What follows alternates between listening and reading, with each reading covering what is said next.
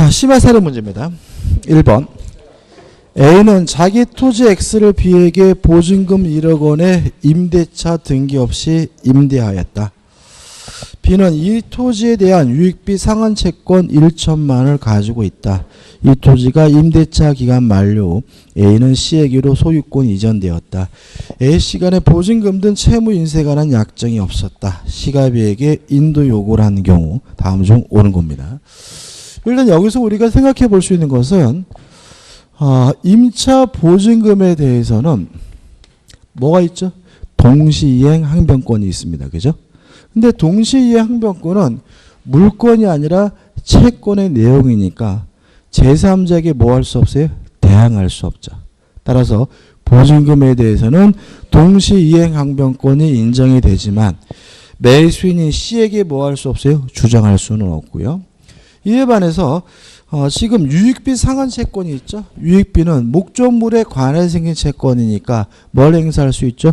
유치권 행사할 수 있고, 유치권은 물권이고 제3자에게 뭐 할 수 있어요? 주장할 수가 있는 거죠. 따라서 옳은 것은 2번 보시면 B는 보증금 1억 원에 대하여는 C에게 주장할 수 없고, 유익비 1천만 원에 대하여는 유치권을 주장하며 C의 인도 요구를 거부할 수 있다. 이게 맞는 지문이 되고요. 굉장히 어떤 형태든 잘 나오는 형태의 지문이 되는 거죠. 넘겨셔가지고 2번이죠. 갑소의 토지 매수인들이 중도금을 그 이행기에 지급하지 않고 있다.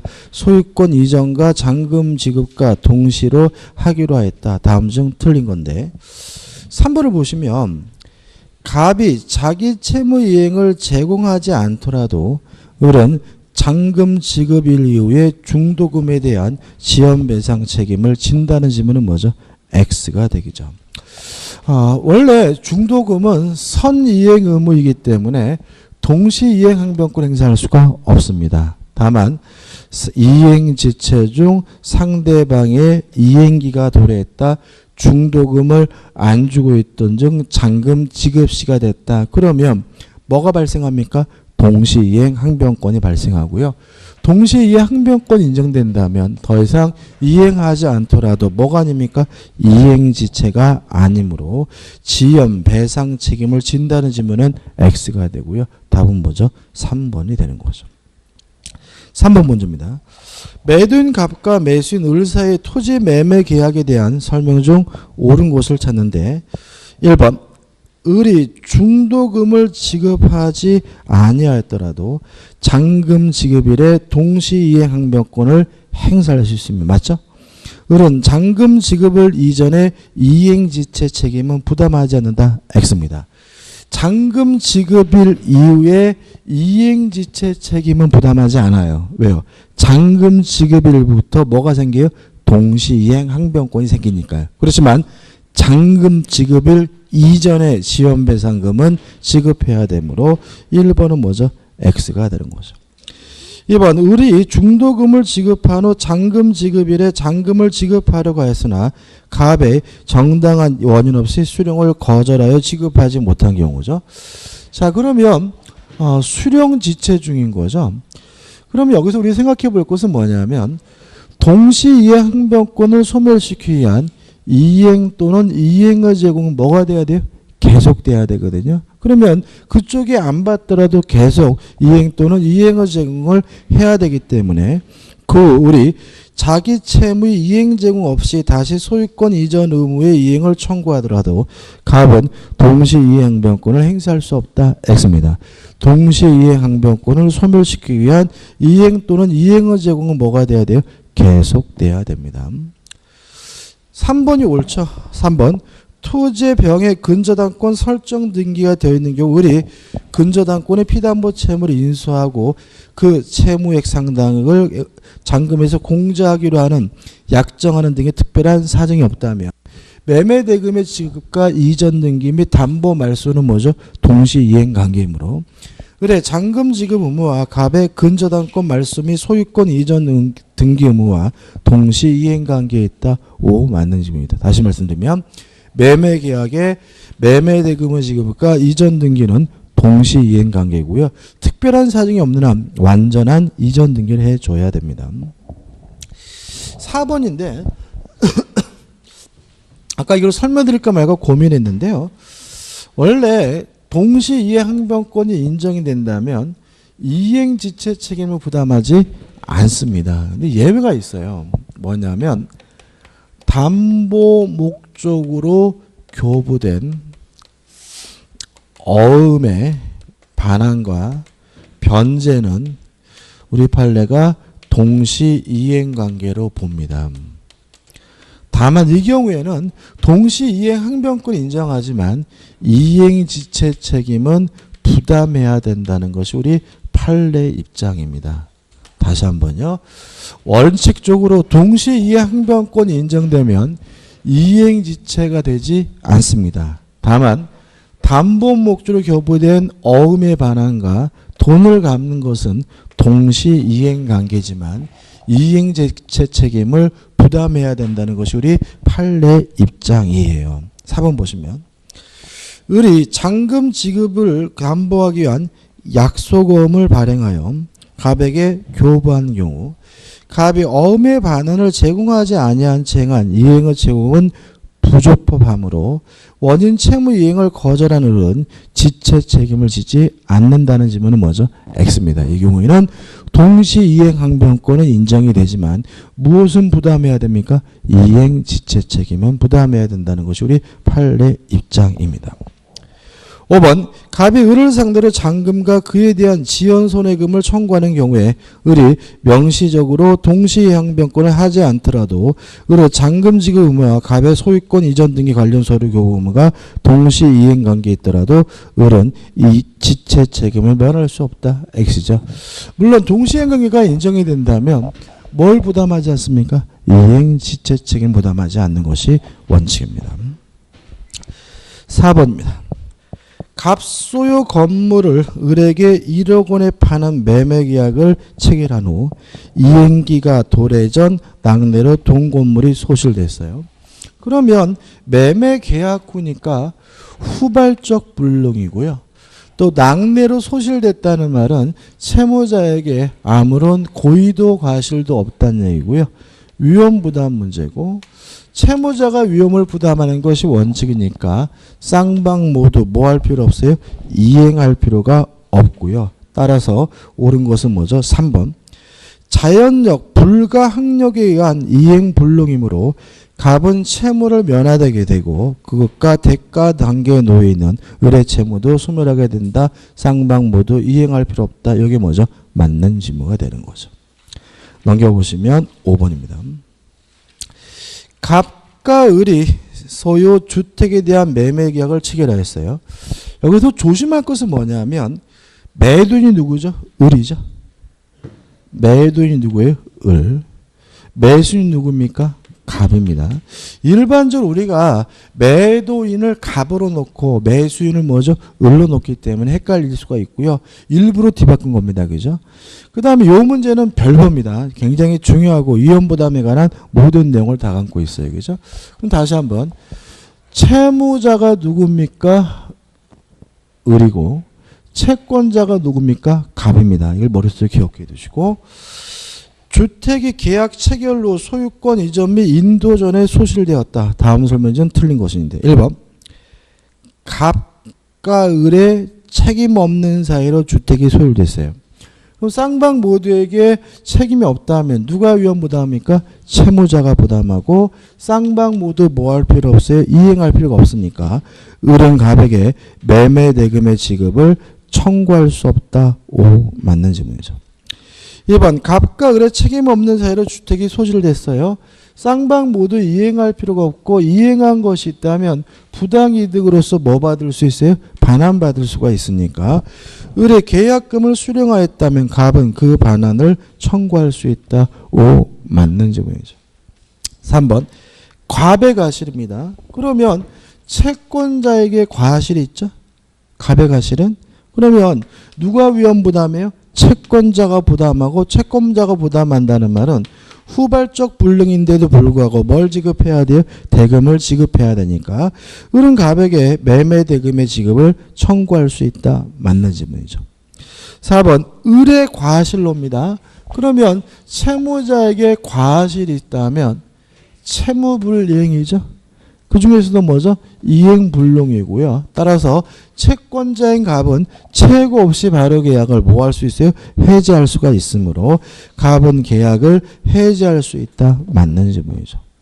5번 갑의 수령지체 중에 갑과 을의 책임 없는 사유로 주택이 소실됐어요. 자, 채권자가 수령주체 중이라면 누가 위험 부담합니까? 채권자가 부담하고요. 채권자가 부담한다는 말은 매수는 후발적 불능인데도 불구하고 뭘 줘야 돼요? 대금을 지급해야 된다는 얘기니까 을은 갑에게 매매 대금의 지급을 청구할 수 없다. X인 거죠. 자, 이 문제가 중요한 게 뭐예요? 제가 정리해드린 게 다 나오죠. 다 나오니까 이 문제는 별표해 두시고 꼭 확실하게 먼저 이해해 두셨으면 좋겠습니다. 6번입니다.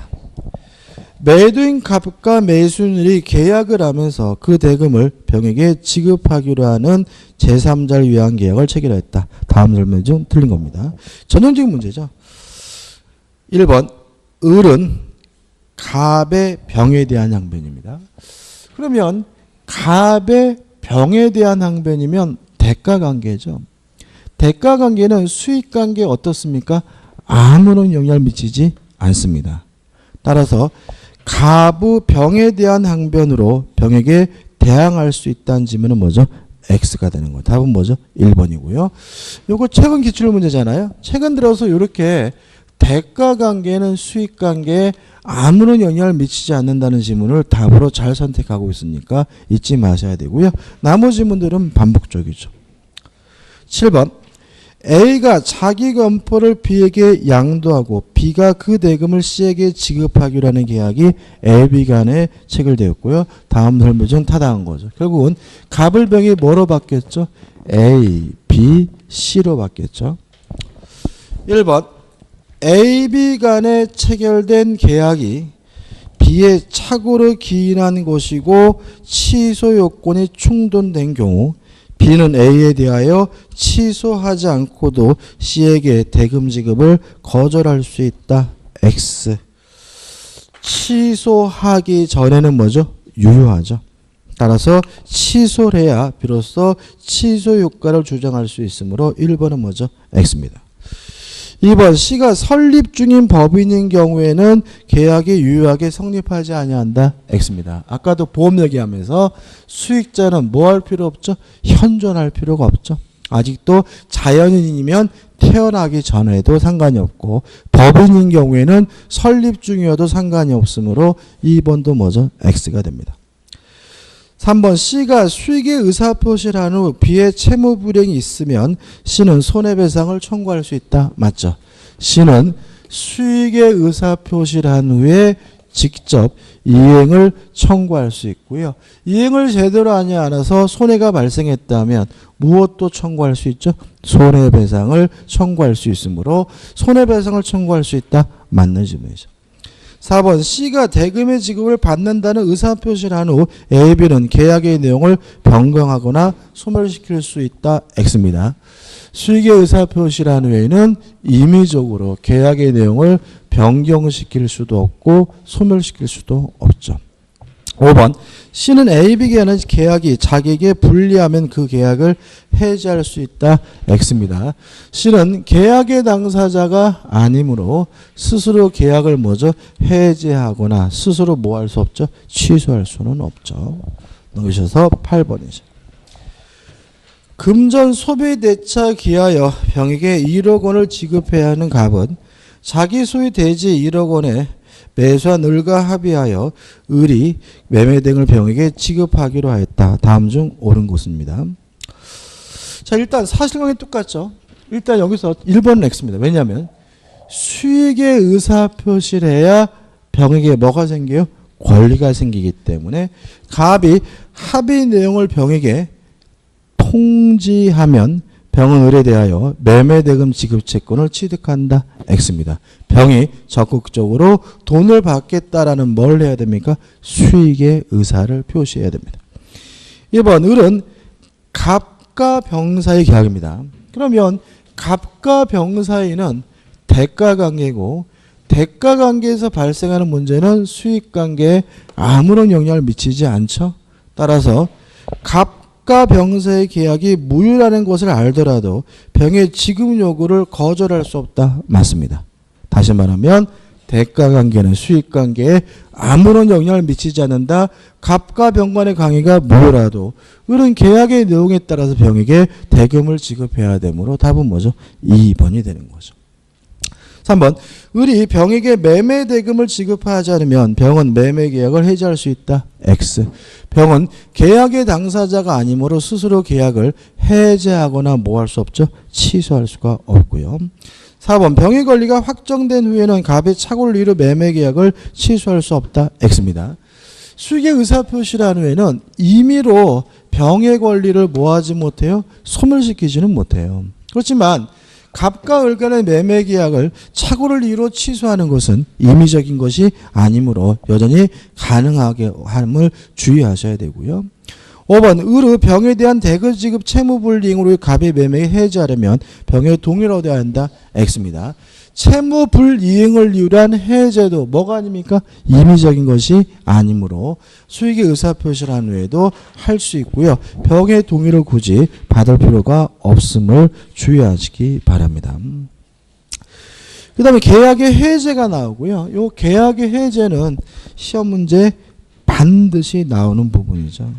반드시 나오는데 한 문제가 나옵니다. 그래서 양에 비해서는 그렇게 많이 나오고 볼 수도 없는 부분이기도 하지만 그래도 반드시 나오는 부분이니까 좀 정리를 해야 되겠죠.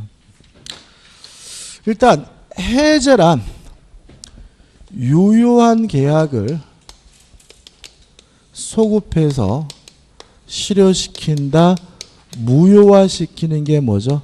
해제입니다. 첫 번째 해제를 언제 하냐면 법에 규정이 있는 법정 해제 사유가 있고요. 당사자 간의 약정으로 해제 사유를 정할 수가 있고요. 해제는 당사자 간의 해제 계약, 합의 해제도 인정된다는 점에서 특색이 있습니다. 법정 해제 사유는 뭐냐면 채무불이행이죠. 따라서 채무불이행이 있으면 계약을 뭐 할 수 있냐면 해제할 수가 있는데 채무불이행이 여러 가지가 있습니다. 첫째, 할 수 있는데 안 하는 거 이행지체죠. 자, 이행지체의 경우에는 채무불이행이기 때문에 계약을 해제할 수 있는데 원칙적으로 상당한 기간을 정하여 이행을 최고하고요. 그래도 이행하지 않으면 그때 비로소 계약을 해제하는 것이 가능합니다. 근데 항상 그러느냐? 아니죠. 예외가 있죠. 예외적으로 이행지체의 경우에는 또 최고하지 않고 바로 계약을 해제할 수 있는 경우가 있는데 첫째, 정기행위의 경우에는 최고할 필요가 없다. 두 번째, 상대방이 불이행의 의사를 표시했다면 뭐 할 필요 없냐면 최고할 필요가 없습니다. 최근에 이 부분이 좀 중요한데요. 일단 상대방이 불이행의 의사를 표시하면 최고 없이 바로 계약을 해지할 수 있는데 주의하실 것은 이행 또는 이행의 제공이 필요가 없다는 점이죠. 두 번째 조심할 것은 이행기가 도래할 필요도 없다는 점이죠. 자, 왜 그러냐면 동시 이행 항변권이 인정된다면 이행하지 않는 것이 채무불이행이 되려면 그 사람이 행사하고 있는 동시 항변권을 뭘 해야 돼요? 소멸시켜야 되는 거죠. 따라서 채무불이행을 이유로 계약을 해지하기 위해서는 이행 또는 이행의 제공이 필요한 경우가 일반적인 거죠. 그렇지만 상대방이 불이행의 의사를 표시하는 경우에는 굳이 동시이행 항변권을 소멸시키기 위한 이행 또는 이행의 제공 필요가 없는 거고요. 또 변제기까지 이행기까지 뭐 할 필요 없죠? 도래할 필요가 없다는 거 꼭 기억해 두셔야 됩니다. 그 다음에 두 번째 이행불능입니다. 할 수 없어서 못하는 것을 말하고요. 이행불능은 최고 없이 바로 계약을 해제하는 것이 가능한데 이것도 마찬가지로 이행기가 도래할 필요가 없고요. 이행 또는 이행의 제공도 필요 없다는 거 꼭 기억해 두셔야 됩니다. 그 다음에 세 번째로 불완전 이행이죠. 완전하지 않은 이행인데 불완전 이행의 경우는 둘로 나뉩니다. 추후에 완성이 가능하다면 해제하기 위해서 최고가 필요하고요. 추후에 완성조차 가능하지 않다면 이행불능과 마찬가지로 최고 없이 바로 계약을 해제할 수가 있습니다. 그 다음에 네 번째로 채권자의 수령지체입니다. 채권자가 수령을 지체하는 경우에는 이때는 누가 해제하게 되냐면 채무자 측에서 계약을 해제하게 되는데 이것도 불능이 아니라 지체이기 때문에 채무자 측에서 수령을 최고한 후에 그래도 수령하지 않는 경우에만 뭐 할 수 있죠? 해제할 수가 있습니다. 총 4가지 사유로 계약을 뭐 할 수 있냐면 해제할 수 있어요. 그 다음에 나머지 것들은 해제를 못하는 건데 두 가지죠. 첫째, 사정이 변경됐다는 이유로는 원칙적으로 계약을 해제할 수가 없다. 두 번째, 두된 채무의 불이행이 아니라 부수적 채무에 관한 불이행이 있는 경우는 원칙적으로 계약을 뭐 할 수 없죠? 해제할 수가 없다. 해가지고 이렇게 정리하면 뭐죠? 일단 해제 사유는 끝나게 됩니다. 그 다음에 이제 효과입니다. 해제하게 되면 소급해서 무효가 되죠. 따라서 이행한 것이 있다면 원상 회복을 해야 되는데 주의하실 것은 원상 회복해야 될 것이 금전이면 반드시 뭘 붙이냐면 이자를 붙여서 원상 회복하게 되고요. 또 채무 불이행이기 때문에 별도로 추가적으로 손해배상을 청구할 수가 있는데 여기서 손해배상은 원칙적으로 이행이익 배상입니다. 이행이익을 배상해달라고 뭐 할 수 있죠? 청구할 수가 있고요. 세 번째, 제3자 보호 문제입니다. 일단 첫 번째, 해제 전에 이해관계를 갖게 된 제3자라면 선이든 악이든 묻지 않고 보호가 됩니다. 두 번째, 해제 후에 이해관계를 갖게 된 제3자는 선이여야지만 보호가 되고요. 악이면 보호되지 않는다는 거 주의하셔야 되고요. 그 다음에 가장 문제가 되는 것은 뭐냐면 대항력 있는 임차인이죠. 대항력 있는 임차인이 해제로부터 제3자로서 보호받을 수 있느냐 문제인데 두 가지로 나눕니다. 등기를 갖춘 매수인과 임대차 계약을 했다면 이 사람은 제3자로서 보호받을 수가 있지만 등기를 갖추지 않은 매수인과 임대차 계약을 한 경우에는 제3자로서 보호받을 수가 없다. 다시 말하면 해제가 나오고 대항력 있는 임차인이 나오게 되는 경우에는 그 매수인이 등기를 했는지 안 했는지를 한번 꼭 검토해 보시기 바라고요.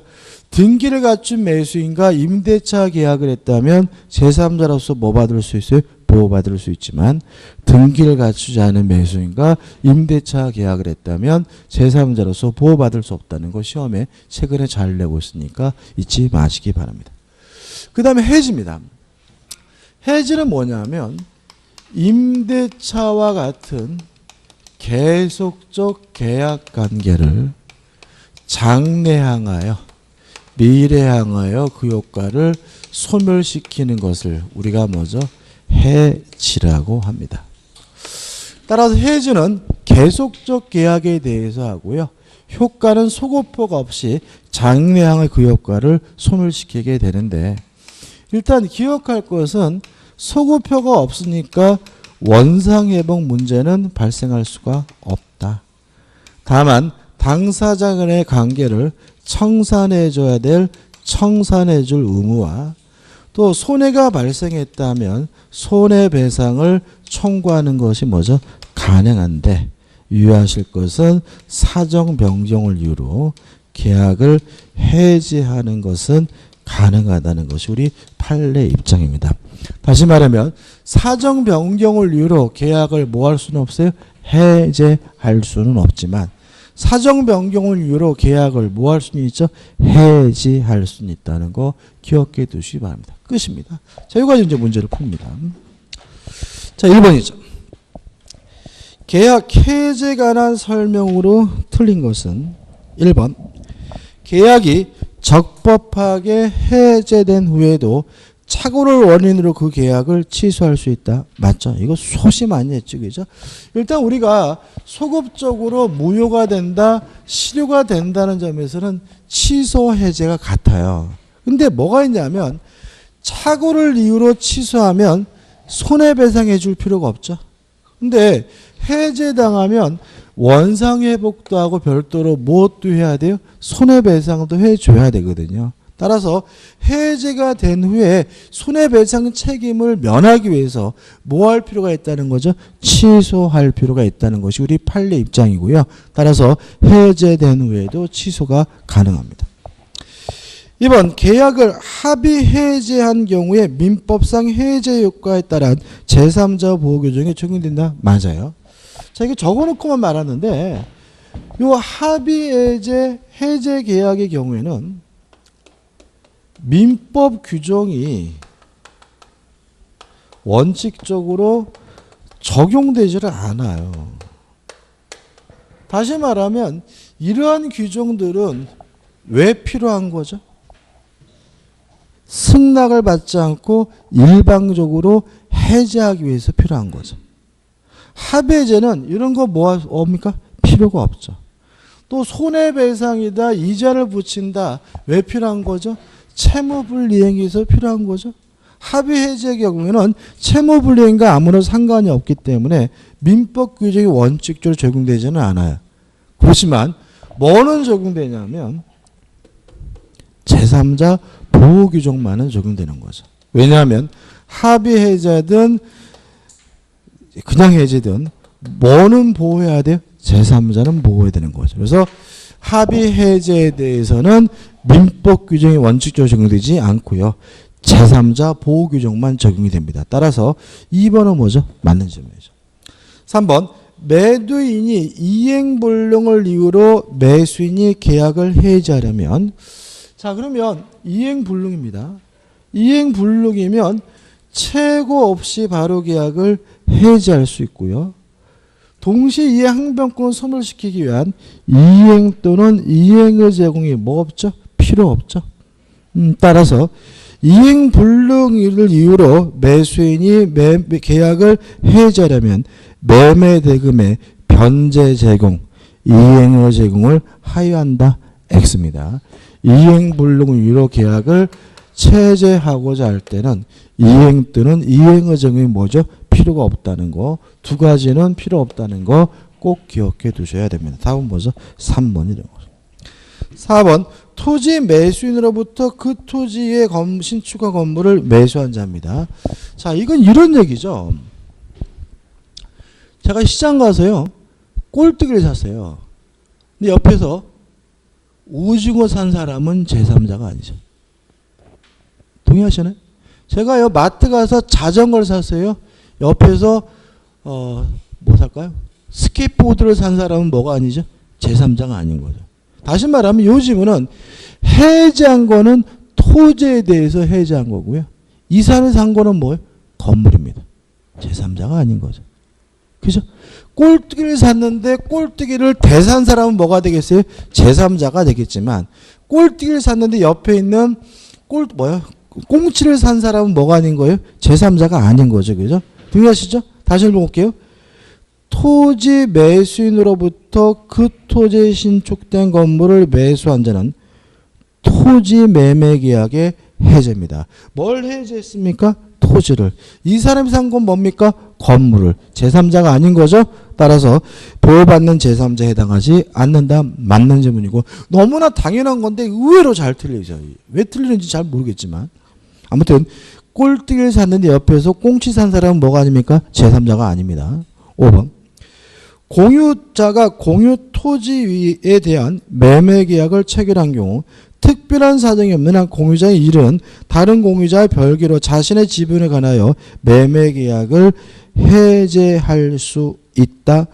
일단 자신의 지분에 관한 매매 계약은 뭐 할 수 있습니까? 해제할 수가 있으므로 5번은 뭐죠? 틀린 지문은 아닙니다. 답은 뭐죠? 3번이 되는 거죠. 넘기셔가지고 2번입니다. 계약의 해제에 관한 다음 설명 중 옳지 않은 것은 3번을 보시면 부동산 매도인이 중도금의 수령을 거절하였을 뿐만 아니라 계약을 이행하지 아니할 의사를 명백히 표시했어요. 그럼 요거죠. 불이행의 의사를 상대방이 표시했다면 최고할 필요도 없고요. 이행 또는 이행의 제공도 할 필요가 없고 이행기가 도래하지 않았더라도 계약을 바로 뭐 할 수 있어요? 해지할 수가 있으니까. 매수인이 채굴할 필요는 없지만 소유권 이전 등기 의무 이행기를 경과한 후에야 비로소 해제권을 행사할 수 있다는 것이 판례다. X죠. 이행기가 도래하기 전에도 바로 계약을 뭐 할 수 있습니까? 해제할 수 있습니다. 계속 이 부분에서 답이 결정되고 있으면 알 수 있죠. 그죠? 나머지 문제 보시고 3번입니다. 해제권과 취소권에 비교해서 틀린 것은 1번 해제 또는 취소는 단독행위의 경우에도 가능하다. X입니다. 해제는 계약에 대해서만 할 수 있고요. 단독행위에 대해서는 해제라는 것이 존재하지 않음을 주의하시기 바랍니다. 4번 문제입니다. 옳지 않는 것을 찾는 답만 볼게요. 5번 보시면 채권자의 적법한 해제권 행사를 인하여 원상 회복 의무를 부담한 채무자는 이를 모두 이행한 경우에는 별도의 손해배상 책임을 부담하지 않는다. X죠. 참 잘 나온 질문인데 해제가 돼서 소급해서 무효가 되면 원상 회복도 하고 별도로 추가적으로 무엇도 해야 됩니까? 손해배상도 해야 되는 겁니다. 다시 말하면 원상 회복했다는 이유로 손해배상 책임이 면제되는 것은 아니므로 X가 되고 주의하셔야 됩니다. 넘기셔가지고 5번입니다. 틀린 것을 찾는데 5번이 답이죠. 또 나왔네. 해제로 인하여 계약이 소급적으로 실효되면 원상 회복도 청구하고 별도로 또 무엇도 청구합니까? 손해배상도 청구하는 것이므로 해제권자는 손해배상을 청구할 수 없게 된다. X가 됩니다. 6번 계약의 법정 해제에 관한 설명 중 틀린 건데 2번을 보시면 계약 당사자 일방이 채무가 그의 책임 있는 사유로 이행이 불가능하게 된 경우죠. 불가능한 거니까 이행불능이고 이행불능은 최고 없이 바로 계약을 뭐 할 수 있어요? 해제할 수 있는 것이니까 이행불능인데도 불구하고 상당한 기간을 정하여 최고하여한다는 지문은 뭐죠? X고 답은 뭐죠? 2번이 되는 거죠. 나머지 분들은 다 설명드린 거죠. 7번입니다. 옳지 않은 것인 3번. 해제를 원인으로 반환할 금전에는 그 받은 날에 이길부터 이자를 가산하여야 한다. 이게 질문인데 좀 너무 인위적이죠. 원상 회복을 하고요. 원상 회복해야 될 것이 금전이 뭘 붙입니까? 이자를. 물론 언제부터? 받은 날로부터 이자를 붙이는 것이지 다음 날부터 이자를 붙이는 것은 아니기 때문에 이 길부터 이자를 가산한다. X가 되는 거죠. 8번 문제입니다. 계속 반복입니다. 일단 2번을 보시면 채무 불이행을 이유로 계약 해제와 아울러 손해배상을 청구하는 경우에 이행이익 배상을 구하는 것이 원칙이나 실내이익의 배상을 구할 수도 있다. 5 맞는 질문이고요. 다시 말하면 원칙이 무슨 이익 배상이에요? 이행이익 배상이고 예외적으로 뭐가 될 수도 있어요? 실내이익 배상이 될 수도 있음을 주의하시기 바랍니다. 그 다음에 이제 3번인데 3번은 자 이런 문제입니다. 이런 내용이거든요. 예를 들어 가지고 10월 27일까지 이행하지 않으면 계약을 해제된 것으로 하겠다라고 계약을 하면 이런 걸 뭐라 그러냐면 실권 약관부 거래라고 합니다. 일단 첫 번째 기억할 것은 실권 약관부 거래는 유효하다, 가능하다. 이걸 좀 기억해 두셔야 돼요. 왜냐하면 이행할 수도 있고 안 할 수도 있고 불확실한 거니까 이건 뭐죠? 조건이거든요. 그 다음에 해제는 승낙 없이 일방적으로 것이니까 해제는 단독행위고 해제권은 뭐죠? 형성권이에요. 그럼 기억나시나요? 단독행위에는 원칙적으로 뭘 붙일 수 없어요? 조건을 붙일 수가 없습니다. 그래서 해제는 원칙적으로 뭘 붙이지 못하는 거예요? 조건을 붙이지 못하는 건데 이 경우에는 유효하고도 뭐죠? 가능하다는 것이 우리 판례 입장입니다. 왜냐하면 이행할지 안 할지 오로지 상대방이 결정할 문제이고요. 이러한 조건은 상대방의 법적 지위를 불안정하게 만들지 않기 때문에 비록 해제가 단독행위지만 이런 형태의 조건을 붙이는 것은 가능하고도 유효하다는 입장이고요. 두 번째, 정지 조건입니다. 자, 이행하지 않는다는 조건이 성취가 되면 해제가 됩니다. 따라서 해제 효과가 생기는 것이기 때문에 해제 조건이 아니라 정지 조건임을 주의하시 바랍니다. 자, 이런 질문은 X인 거예요. 해제되면 해제 조건이다. X예요. 해제 조건이란 조건이 성취가 되면 효과가 없어지는 게 뭐죠? 해제 조건인 거죠. 근데 이 경우에는 조건이 성취가 되면 해제가 됩니다. 해제 효과가 뭐 하는 거예요? 생기는 거예요. 해제라는 단독행위 효과가 생기는 거기 때문에 우리 빨리 이것을 해제 조건이 아니라 뭐로 봐요? 정지 조건으로 봐요. 그래서 해제되면 해제 조건이다. X예요. 해제되면 정지 조건이다. 그럼 뭐예요? O입니다. 다시 말하면 해제 효과가 생기는 거기 때문에 해제 조건이 아니라 뭐죠? 정지 조건입니다. 세 번째로 자동으로 해제가 됩니다. 다시 말하면 이행하지 않는다는 조건이 성취가 되면 자동으로 해제가 되기 때문에 굳이 해제한다는 의사를 표시할 필요는 없어요. 근데 문제는 뭐가 문제가 되냐면 자동으로 해제가 되려면 이행하지 않는 것이 뭐여야 되냐면 채무 불이행이어야 하거든요. 따라서 상대방에게 뭐가 인정됐냐면요.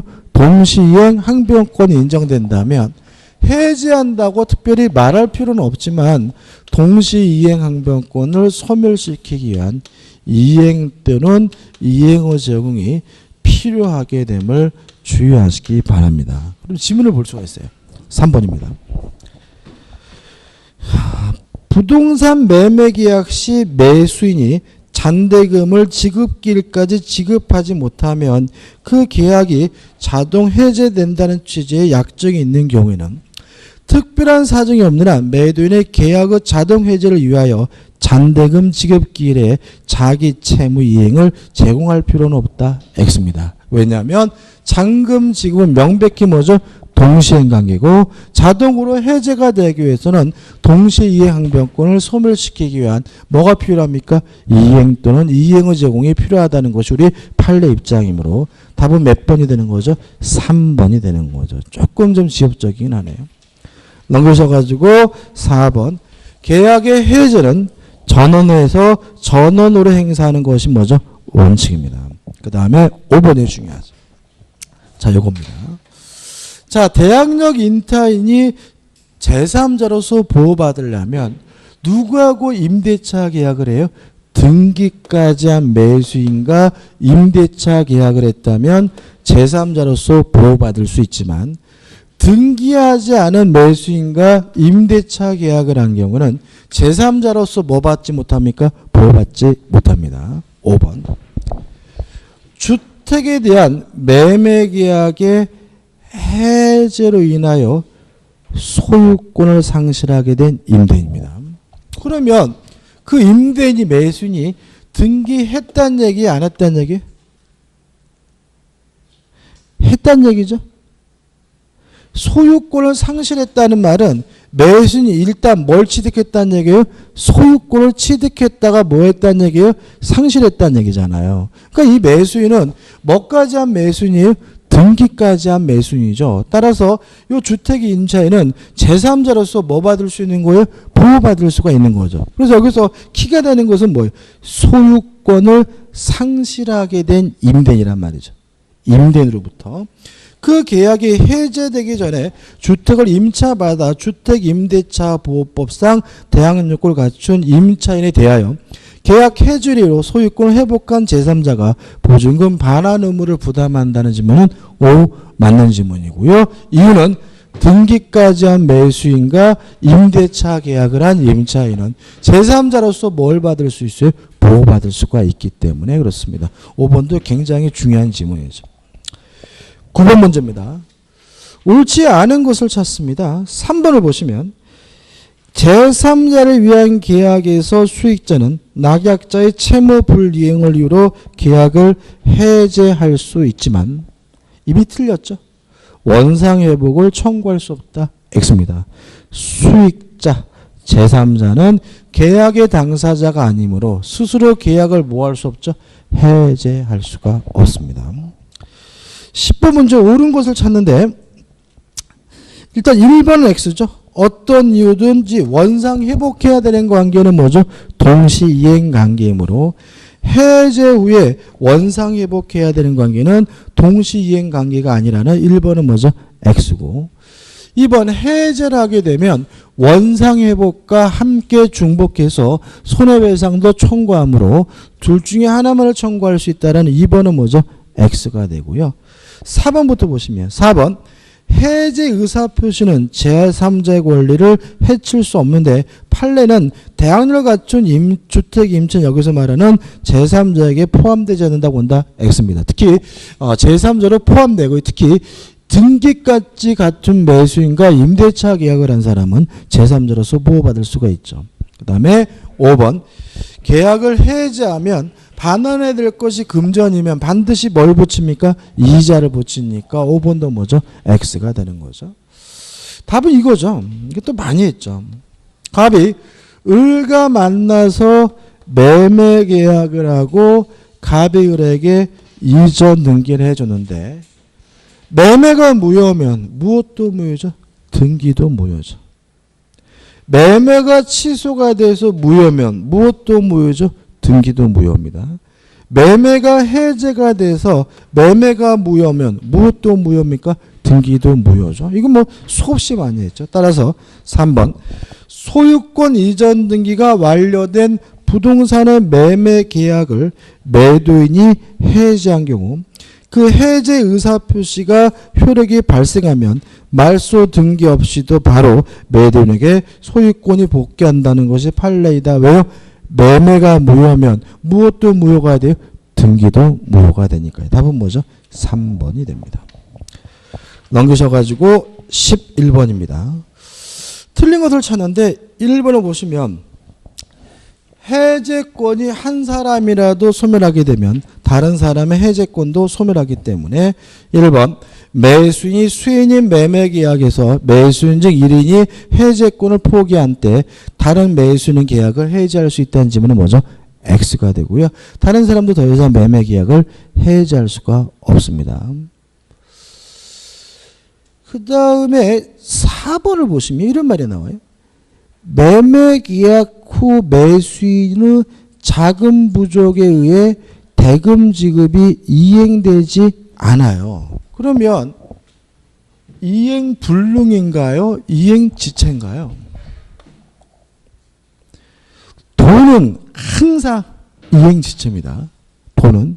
왜냐하면 돈은 내가 없는 거지 남은 있는 거거든요. 그래서 돈이 없다, 돈이 부족하다 이런 것들은 100% 이행불능이 아니라 뭐죠? 이행지체이기 때문에 상당한 기간을 정하여 최고하고 그래도 이행하지 않으면 그때 비로소 계약을 뭐죠? 해지할 수 있고요. 금전에 대해서는 이행불능 문제가 발생하지 않음을 주의하시기 바랍니다. 12번입니다. 틀린 것을 찾는데 4번이죠. 자, 정기행위의 경우에는 최고 없이 바로 계약을 해지할 수 있어요. 조심할 것은 최고는 안 해도 되지만 정기행위도 뭐는 해야 돼요? 해제한다고는 해야 되거든요. 4번 성질상 일정한 기간 내에 이행하지 않으면 그 목적을 달성할 수 없는 계약. 이게 뭐죠? 정기행위고요. 당사자 일방이 그 시기에 이행하지 않으면 해제 의사표시가 없더라도 해제 효과가 발생한다. X입니다. 할 필요가 없는 건 뭐 할 필요 없어요? 최고할 필요가 없는 거고요. 뭐는 해야 돼요? 해제한다고는 해야 됩니다. 답은 뭐죠? 4번이 되는 거죠.